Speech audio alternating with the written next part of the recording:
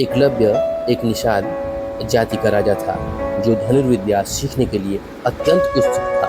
उसने द्रोणाचार्य की प्रसिद्धि सुनी थी जो हस्तिनापुर के राजकुमारों, पांडवों और कौरवों को शस्त्र विद्या सिखाते थे। एकलव्य ने निश्चय किया कि वह द्रोणाचार्य से धनुर्विद्या सीखेगा। जब एकलव्य ने द्रोणाचार्य के पास जाकर उनसे शिष्य बनने की इच्छा प्रकट की तो द्रोणाचार्य ने उसे साफ मना कर दिया।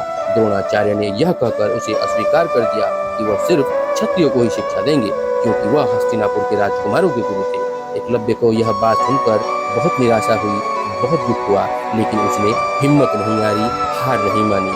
एकलव्य ने जंगल में जाकर द्रोणाचार्य की एक मिट्टी की मूर्त बनाई और उसे अपना गुरु मानकर अभ्यास करने लगा और कठिन परिश्रम और आत्मप्रेरणा से धनुर्विद्या में महारत हासिल की। धीरे धीरे एकलव्य इतना कुशल हो गया कि वह किसी भी महान धनुर्धर से मुकाबला कर सकता था।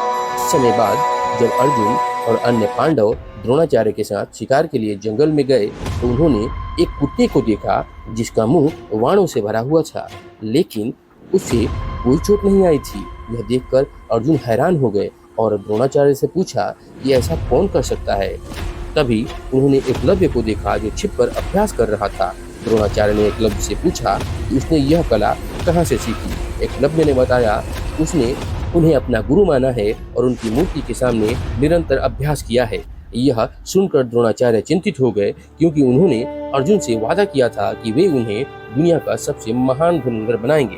द्रोणाचार्य ने एकलव्य से गुरु दक्षिणा के रूप में उसका अंगूठा मांग लिया। एकलव्य जो गुरु भक्ति से भरा हुआ था, बिना किसी संकोच के अपना अंगूठा काटकर द्रोणाचार्य को भेंट कर दिया। अंगूठा काटने के बाद एकलव्य फिर से धनुर्विद्या में उतना कुशल नहीं रहा और जब अर्जुन अपने गुरु के वादे के अनुसार सबसे महान धनुर्धर बन गए। यह कहानी एकलव्य की असीम भक्ति और त्याग का प्रतीक है, लेकिन साथ ही यह उस समय की सामाजिक असमानता और भेदभाव को भी दिखाती है।